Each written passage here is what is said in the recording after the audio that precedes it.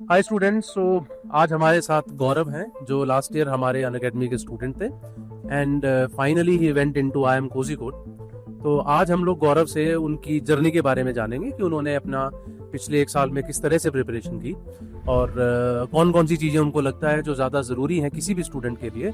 So all of you who have started preparing for CAT now, so just try to emulate whatever Gaurav did और आपको समझ में आएगा कि एक मतलब आपकी क्या फ्लो होना चाहिए पढ़ाई का। क्योंकि काफी बार हम लोग थोड़ा सा इस चीज को लेके डरे हुए होते हैं कि सर हमें पता नहीं हमें मॉक कब देने हैं, हमें प्रैक्टिस कब करनी है, कब क्वांट पढ़े, कब अलजेब्रा पढ़े, सो एंड सो। तो सबसे पहली बात तो मुझे ये बताओ, मेरा अंदाजा ये आपने एक ही साल प्रिपरेशन की है कैट की? अराउंड 1 ईयर ही हुआ था। मैंने अराउंड जनवरी में स्टार्ट किया था अपने अच्छे से प्रिपरेशन करना। ठीक और है, अराउंड 1 ईयर का प्रिपरेशन था मेरा। ठीक है, ठीक है। तो एक साल में मतलब एक मुझे एक आपका फ्लो बताओ, आपका फ्लो क्या रहा? मतलब आपने शुरू में सोचा होगा कि इसमें एक साल को कैसे कैसे डिवाइड करूंगा, अपनी क्लासेस में, प्रैक्टिस में, मॉक्स में, वो क्या किया? तो मैंने पहले आइडेंटिफाई किया मेरा वीक पॉइंट क्या है। हम्म, मैं एक्चुअली नॉन मैथमेटिकल बैकग्राउंड हूँ, तो मेरे को पता था मेरा पॉइंट्स थोड़ा वीक है। ठीक तो मुझे उसमें स्ट्रॉन्ग करना था, तो मैं ज़्यादा फोकस करके पहले मैं अपने पॉइंट्स के बेसिक स्ट्रॉन्ग कर लूँ। जैसे अलजेब्रा है जो मेरे लिए बहुत नया था, मैंने ट्राई किया उसका बेसिक बहुत स्ट्रॉन्ग कर लें अच्छे से, ठीक है। ताकि मेरा फाउंडेशन अच्छा बन जाए। और मैंने साथ ही साथ प्रैक्टिस चालू कर दिया। LIDA में क्या है, हमें नए सेट प्रैक्टिस करने थे, मैंने साथ में कंटिन्यू रखा और ये कंसिस्टेंसी के साथ मैं डेली 4 सेट में लगाता था गुड, LIDA के। गुड। और साथ में VRG के लिए मैं नॉर्मल जो RG पहले सॉल्व करता था, और कुछ टेक्निक्स होते हैं जो मैं सीख रहा था। तो मतलब शुरू में तो एकदम ईजी था, 3-4 महीना नॉर्मल में क्लासेस लेता था, रिवीजन करता था थोड़ा और प्रैक्टिस करता था। बट जब मेरा अगस्त वाला महीना आया, उस टाइम मैं मॉक देना चालू कर दिया, ताकि मैं समझ सकूं कि मैं कहाँ स्टैंड करता हूँ, मैं प्रिपरेशन कितना है और मुझे किस में इंप्रूव करना है। ठीक। उससे मुझे पता चला कि मेरा स्ट्रेंथ क्या है, मेरा वीकनेस क्या है, और उसके हिसाब से मैं अपना स्ट्रेटजी चेंज किया।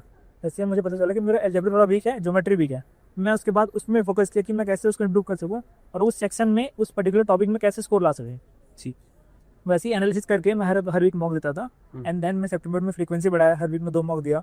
एंड अक्टूबर में अच्छे से मॉक देके जब स्टेबल स्कोर आने लगा, तब मैं अपना ओवरऑल स्कोर इंप्रूव करने लगा। मतलब उससे पहले जब मैं पर्टिकुलर टॉपिक में ध्यान दे रहा था, अब मैं टाइमिंग और सिलेक्शन पे ध्यान दे रहा था अक्टूबर में। ठीक। तो एक बात जो मुझे बहुत अच्छी लगी जिससे आपने शुरुआत की कि सबसे पहले आपने ये एसेस किया कि मैं किस टॉपिक में अच्छा नहीं हूँ। Yes sir. तो आपको लगा मेरा क्वांटिटेटिव एप्टीट्यूड बहुत अच्छा नहीं है, तो आपने ज़्यादा फोकस उस पर करना शुरू किया। जबकि मुझे लगता है गौरव कि ज़्यादातर बच्चे शायद ये गलती करते हैं कि जिस एरिया में बुरे वो होते हैं या बहुत अच्छे नहीं होते हैं, कहीं ना कहीं उससे बचना शुरू करते हैं कि मैं ये नहीं पढ़ूंगा क्योंकि मैं इसमें बुरा हूँ। हाँ। और आपने उसका एग्जैक्ट ऑपोजिट किया। Yes sir. मतलब ये आपको लगा कि इससे आपको काफ़ी हेल्प मिली? सर मतलब मुझे ये पता था कि मैं पोटेंशियल मेरे में है क्वांट्स में अच्छा करने का, बट मैं अच्छा नहीं कर रहा हूँ, इसीलिए मैंने ये किया क्योंकि मेरे पास पोटेंशियल है बट मैं कर नहीं पा रहा हूँ। अब उससे क्या हुआ कि मुझे अपना पहचाना है कि मेरे को ये वीक है, ये हुआ है। जब मैं प्रैक्टिस करने गया तो मुझे समझ आया कि ऐसे करना है, मतलब अपना जो फ्लो है को चेंज करा, और उसके बाद मेरे क्वांट्स में बहुत अच्छे नंबर आए। तो ये सिर्फ उसकी वजह से है कि मैं वीकनेस को अपना स्ट्रॉन्ग रखा, ना कि मैं अपने स्ट्रेंथ में ध्यान देना।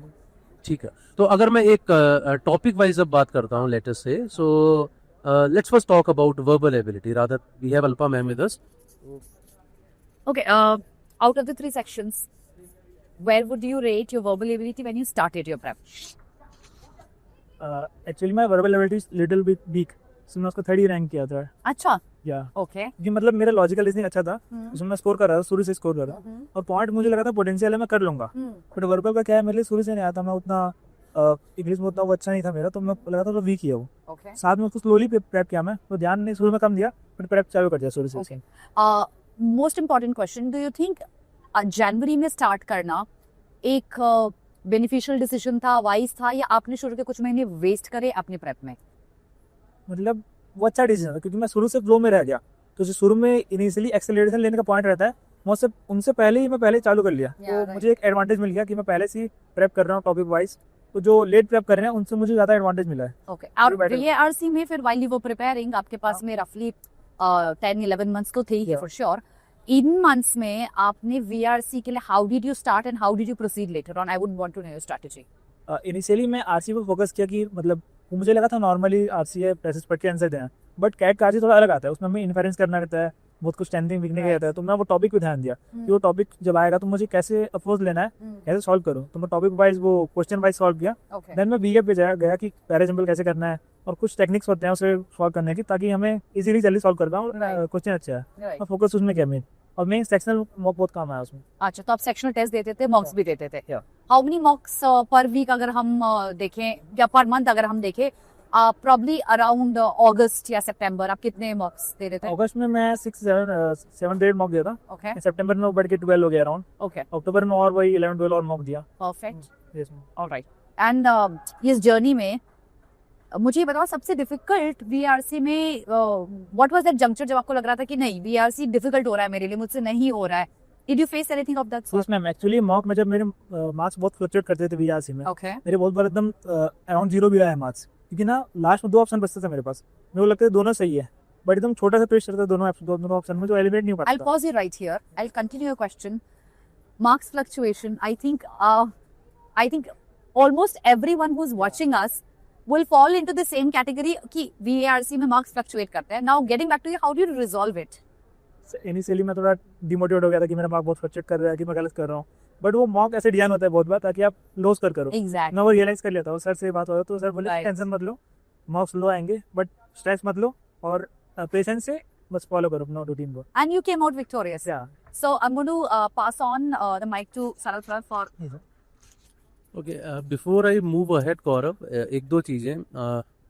सबसे पहले तो मतलब अनअकैडमी में जब आप थे तो अनअकैडमी में आपकी जर्नी में मैं पहले ये जानना चाह रहा हूँ कि अनअकैडमी में कौन कौन सी चीज़ें ऐसी थी जिसके आपको लगा कि बहुत ज़्यादा आपको हेल्प मिली है, कौन से ऐसे फीचर्स थे स्पेशली? सर एक जो में बैच हम कोई भी ज्वाइन कर सकते हैं, तो मुझे ये नहीं था कि मैं एक बैच ज्वाइन कर लिया हूँ, मुझे उसी में पढ़ना है। अगर मेरा मन करे मैं स्केड्यूल में नहीं बैठ रहा तो मैं अपना बैच चेंज कर लेता था। राइट। अगर मान लो मुझे सुबह पढ़ना है और नाइट वाला बैच है तो मैं सुबह वाला बैच ज्वाइन कर लेता था साथ में, ताकि कोर्स अलाइन कर सके। और उसमें ये भी है अगर हम एक बैच के पॉइंट्स लेके दूसरे बैच का LRD है ये भी रह सकता है, तो बहुत फ्लेक्सिबिलिटी अच्छा है।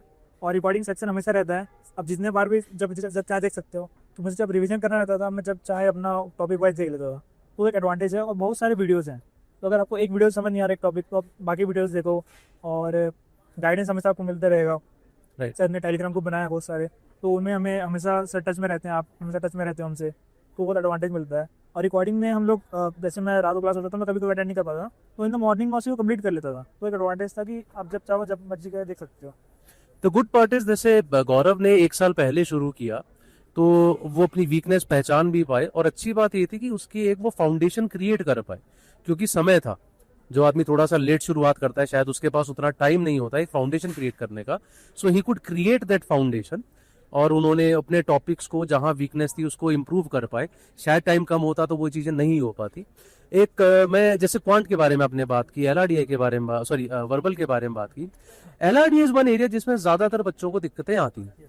मेरा ख्याल है आपको भी दिक्कतें आई होंगी, जैसे आप कह रहे हैं क्वांट में थोड़ा सा वीक महसूस करते थे, वर्बल एबिलिटी भी आपकी थोड़ी सी वीक साइड पे थी। हाउएवर मतलब it's a great achievement IIM Kozhikode जाना, आपने पक्का ही बहुत बेहतर काम किया है पूरे साल के दौरान।